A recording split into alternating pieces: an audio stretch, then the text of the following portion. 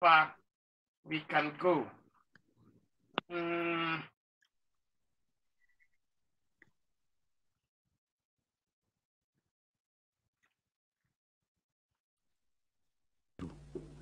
and see by themselves what CDF is doing for Kiaru people.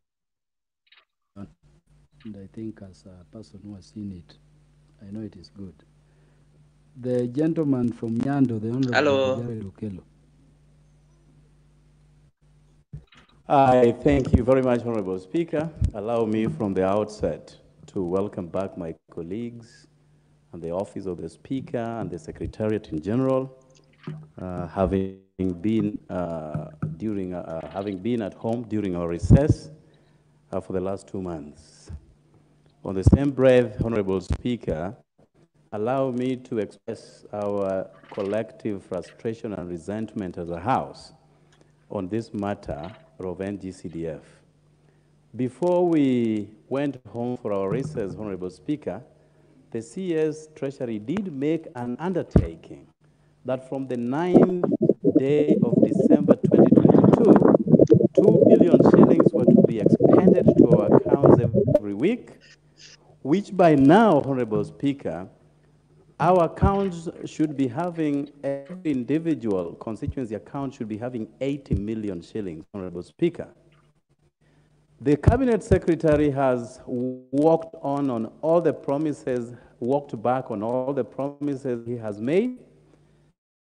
And up to until the time we showed up in Mombasa during our induction and staged a small go-slow, we had not received anything, Honorable Speaker. This House is a co-equal branch of government with the executive and together with the judiciary. This House has gone into lengths to midwife and legislate pieces from the executive without any delay or any ordinary delay. But here we are, executive makes promises to us that are never respected, Honorable Speaker. Today, they will be coming out asking us to pass the supplementary budget, number 1, supplementary budget 1 of 2022-2023. I want to ask this House to refuse to pass this supplementary budget until the entire NGCDF monies are wired into our accounts. Why do I say this? Most of our children who solely depend on the bursaries are still holed up at homes without any recourse. And we are here passing every piece of legislation and every agenda from the executive. I want this House to stand strong and refuse this supplementary budget until all the monies are submitted. Back to the course, Honorable Speaker. There are 4 issues that have been raised by William Samoei Ruto as regards the memorandum to the Speaker of the National Assembly. And that is on oversight, Office of the Official Opposition, NGCDF, and the gender representation, Honorable Speaker. Now, if you read Article 255 of our Constitution, apart from the NGCDF, all these must go through a referendum. All of them, Honorable Speaker. And NGCDF, as you did allude to, Honorable Speaker, during your contribution, there is nothing illegal about NGCDF. There is nothing unconstitutional about the NGCDF Act of 2015. But we still want to strive to anchor it in law so that it can be solidified in a way that no court in this republic would once again tinker with it or throw it out or disturb it, as we have seen in the recent past, Honorable Speaker. So I'm very much afraid that if we carry out an omnibus legislation and include NGCDF in the proposals as advanced by the President, then the NGCDF as an act may face the wrath together with all these three that have been presented by the president. And therefore, I ask that let us decipher issues. If it is about NGCDF, let it be a stand-alone advancement of proposed legislation. Let us not lump it up with the rest that probably are likely to face a problem with the judiciary branch of our government, Honorable Speaker. And therefore, I would ask that even as JLAC retreats to look into this, let NGCDF be a stand-alone. Let it not be together with the rest, Honorable Speaker. Honorable Speaker, it shouldn't be lost on us that why BBI's fate died at the Supreme Court is because the former president, Uhuru Kenyatta, did gazette a team that was going around the country to collect views as far as changing certain constitutional issues happened then. And therefore, the mere fact that the president gazetted that team, the entire BBI died in the hands of the 7 judges. Now, President Uhuru only gazetted and did not do anything else. We have been invited by William Ruto by way of a letter to the Speaker of the National Assembly.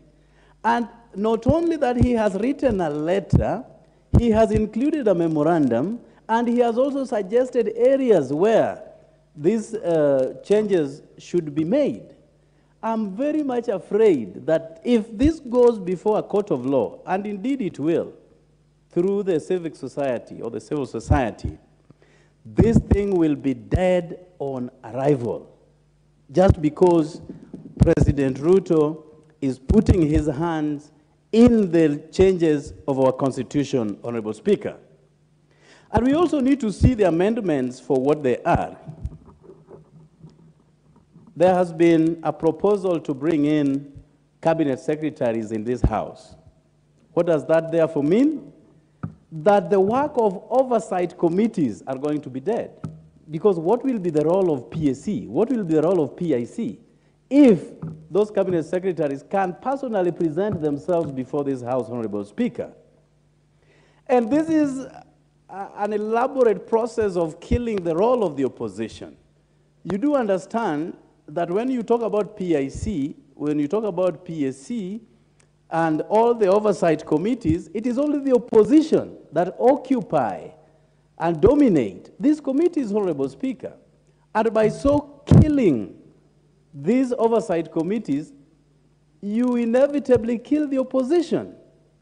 So on this other hand, we are being conned to get into this trap so that we can allow ministers to come here, killing the oversight roles, but at the same time we are told, by the way, we also need the role of official opposition leader in the House. I mean, I think we are smarter than that, Honorable Speaker, to be brought into this conundrum. Honorable Speaker, this is something that will go before the Republic, and Kenyans will have to voice their concerns on this matter. I do not know how prepared Kenyans are to increase 100 female gender into this House, 100 of them, and how that feeds into the national budget at a time when the country is suffering and not less than a cabinet secretary in charge of Treasury has come out to say this country is broke. And you are also saying at the same time that let us bring in 100 more women into the National Assembly. Honorable Speaker, in order to cure this, because again, it is important that this House is balanced, why can't we compel political parties that during their nomination processes have equal number of women as those of men inside this House, so that at the end of the day, we do not lump up more additional budgets into the House, but only cure the number of women to be brought into this House by way of political parties, Honorable Speaker. And by that, we are going to adhere to the law, and we are going to sidestep this idea of pumping in additional 10 billion shillings into the budget of this National Assembly or of the Senate, Honorable Speaker. And with that, I thank you for the opportunity. Thank you very much. The Honorable David Gikaria, the person under whose charge our environment is protected. Thank you. Thank you, Honorable Speaker, and my good friend, Honorable Kaluma. First of all, Honorable Speaker, I rise to support this motion. And Honorable Speaker, when you're giving your remarks or you're giving your contributions, Honorable Speaker, I really followed keenly. And to some extent, you did convince me on one of the aspects as to what you alluded to, the fact that we need to look at these things critically so that, again, it doesn't land in the courts. And again, it is thrown out just because of a few legal technicalities. Honorable Speaker, the other thing that I agree with you is that you did say that we look, this is only the President is inviting us to give our views on what he thinks. And it's not a bill. It's just a request by the President. Look at this. And of course, our President is a gentleman. He's not Mr. Know-it-all. He will pick a few things from you. He'll pick a few things from me. The next, he'll pick a few from Beatrice and others.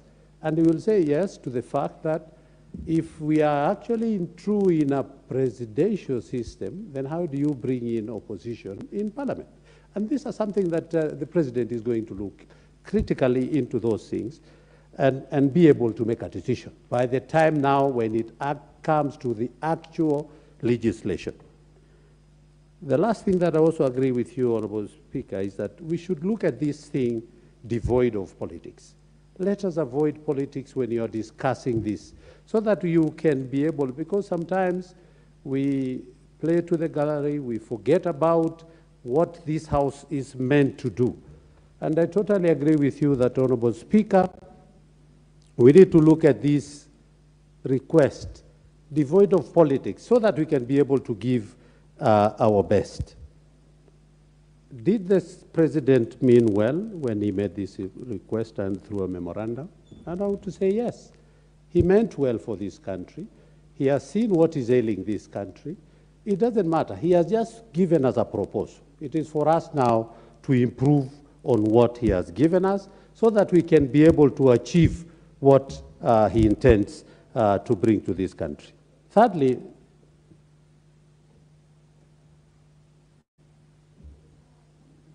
the third is that the President himself has checked and seen what is ailing this country, and he wants to bring those changes so that we can be able to. But the first thing that, Honorable Speaker, I want to address is, and it has been said here by different speakers, as to whether we need to have a referendum. Honorable Speaker,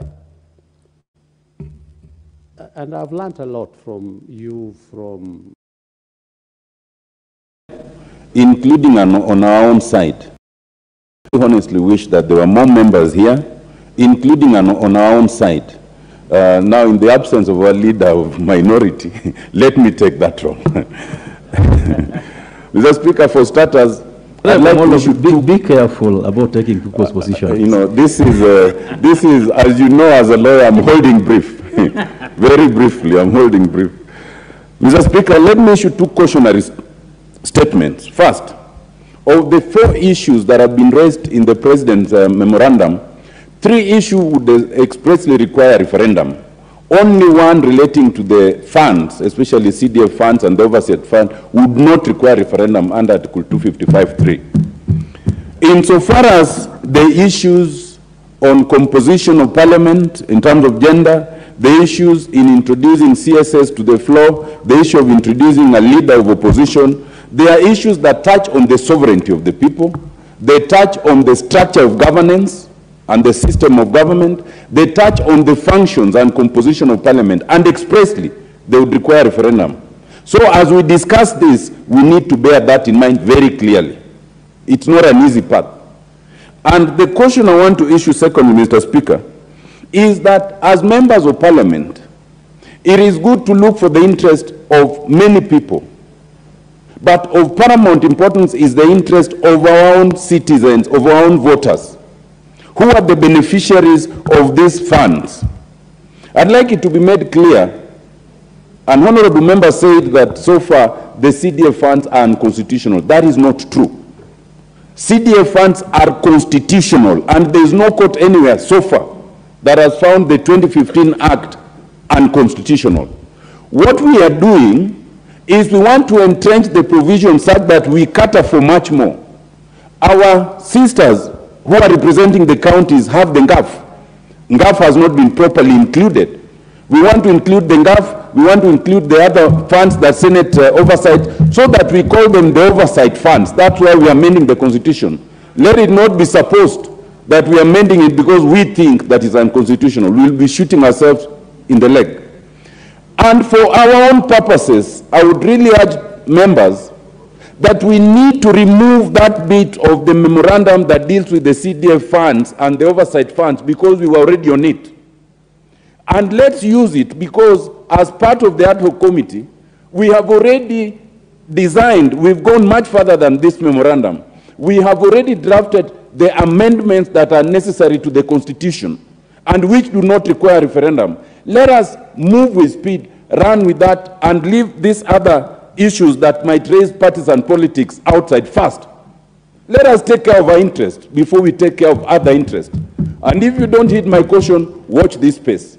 If you maintain this oversight fund together with these other three issues, they will be lost in space, and the consequences will be quite dire because we are racing against time.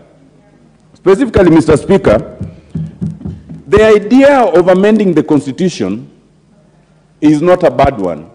Our Constitution is ripe for amendment. 12 years after any Constitution is enacted, it is good for citizens to sit together and look at what is bad, what is good. But amendment of any Constitution should always be bipartisan. It should always involve the public. In fact, it's not just bipartisan in Parliament, it is beyond Parliament. All previous attempts to amend the Constitution by President Moi then and thereafter by President Kibaki failed because the initiation was not bipartisan. I want to caution that this initiative, insofar as it's not bipartisan, it is the wrong way to look at amendment to the Constitution. We require a bipartisan approach. And I want to tell my brothers and my colleagues in the Justice Committee, right from the word go, this initiative will fail on two accounts. The first is the account on which BBI failed, and it's not saying that I agree with the Supreme Court. I actually don't, but they pronounce themselves, and that is as it is now. Insofar as this initiative is expressly by the President, and this memoranda starts by actually paragraph 1 and 2 restating the date when the President said it, and then attaching a copy of the President memoranda, it will fall afoul the determination of the Supreme Court in terms of initiation. It makes no difference that that was a popular initiative, because even here, the argument will be, but if it is a parliamentary initiative, the President is not a member of Parliament. So how will you say it's a parliamentary initiative and it is initiated by someone outside Parliament? And in both cases, whether it's popular or parliamentary, it passes through Parliament. The second mistake was the President writing to the Speaker. The Speaker is a neutral entity in this House. The person to initiate would be the leader of majority, the leader of minority, or an individual member. But expressly, the leader of majority now introduces the motion, but the motion is reading that it was written to the Speaker. So there are already two technicalities that makes this initiative run afoul of the law. Let me examine two things now. One, the idea of the leader of opposition. Mr. Speaker, this is a bad idea. It is an idea that is not well-founded, either in terms of constitutionalism or in terms of purpose. And it does not take cognizance of Article 108 and Article 130. Let's be clear, Mr. Speaker. In this House, there is no government, there is no opposition, as per the Constitution. If you look at Article 130, national government comprises the President, the Deputy, and the Cabinet, not the Leader of Majority, not any of you here in Parliament. And when we come here as minority, we don't come here as opposition, we come as minority. The word opposition does not appear anywhere in the text of the Constitution. So how can you introduce a leader of an non-existent entity?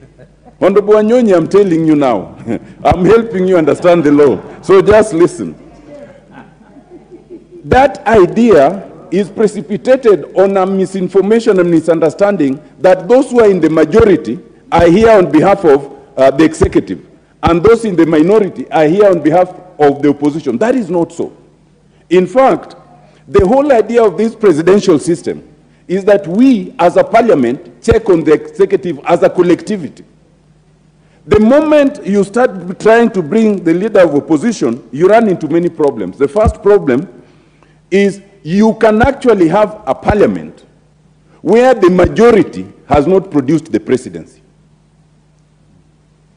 Can you imagine a situation where if we had maintained what we believe is ours, Azimio is the majority in this House, and Kenya Kwanza is the minority? Can you imagine a situation where then Azimio would have the presidency, then you get another person who is in Azimio to come be the leader of Kenya Kwanza in Parliament? Isn't that ridiculous? It is based on the assumption that whoever produces a majority in Parliament will always be the president. It is not so. Secondly, if you look at 108, there's the leader of majority, there's the leader of minority. So I suppose you then remove the leader of minority and replace it with the leader of opposition. And what do you do with the leader of majority? Do you still call them or her leader of majority? You'll call them leader of government business, and there's no government in Parliament. But what if the person who's run up is actually an independent? Because the Constitution allows. So you run as an independent, and then you get the second highest votes. Then now you come to Parliament to head a party which you are not part of. It is ridiculous, ladies and gentlemen. Let us rethink this thing seriously. The question of having a leader of opposition because we want accommodation is a question we must examine deeply and not artificially. If we want a parliamentary system, let us be honest and adopt that system. I will tell you that in the Committee of Experts, we had actually adopted a parliamentary system, but it was changed by our colleagues in Parliament then. I'll move very fast, Mr. Speaker, just 2 minutes. The question of cabinet secretaries in Parliament, there will be strangers. The President is not a stranger because he's allowed. The head of Treasury comes here as of necessity because we are the budget making. But the Cabinet Secretary does not come to the floor of this House. The Cabinet Secretary stays at the bar. So if you want Cabinet Secretaries on the floor of this House, then you must admit them as members of Parliament. That changes the numbers, that changes the functions. And is it a good thing? No. First, because you will definitely weaken the committee system. Our Constitution gives committees so many powers, the powers of the High Court, which have never been used. Why haven't we used them? If we can't use them as 15 or 20 people sitting and we have the power, what is the assurance that as over 349 we will use them? And Mr. Speaker, if you allow me, give him 5 minutes. mark you that when you do that, something else comes into play. There's a reason why there's a prescription in composition of committees. Those of the majority always have a majority of 1. But in the oversight committees, those in the minority have a majority of 1. So that in the oversight committees, we can better check the national executive. If we come here with the numbers the way now playing, there will be no oversight. The oversight committees will be dead. Parliament as a plenary will be doing put the question. And the question will be put and the CSS will go. I want to say, Mr. Speaker, lastly, that we might think we are strengthening parliamentary democracy, weakening it. And we must be very careful, including on the question of numbers. You must know that the question of numbers in terms of gender representation goes against the contrary question of the cost. Are Kenyans prepared to pay 100 more members of parliament or not? I think the fundamental question we must ask ourselves, do we still need 2 houses of parliament today? If you ask me that, I would say no. Thank you so much, because Otiende. we have entrenched devolution sufficiently. Thank you, Mr. Speaker. Thank you so much, Otiende.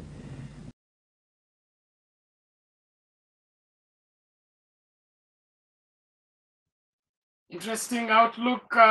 Thank you, Alex, for bringing that up. It's this is serious. People can be shrewd, eh? Bernard, I told you that was tracking us from the real issue. This guy is ahead of us. We must not allow. Let us talk about the issues.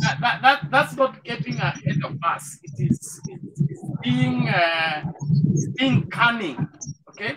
Being cunning in such a way that you want to destroy the constitution so that it serves your purpose.